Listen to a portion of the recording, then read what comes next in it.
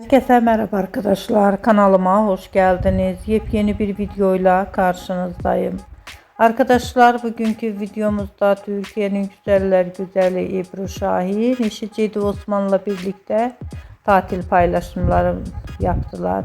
Muhteşem çiftimizin arkadaşlarıyla birlikte olan yepyeni muhteşem görüntülerini sizler için YouTube kanalımda video halinde sunuyorum.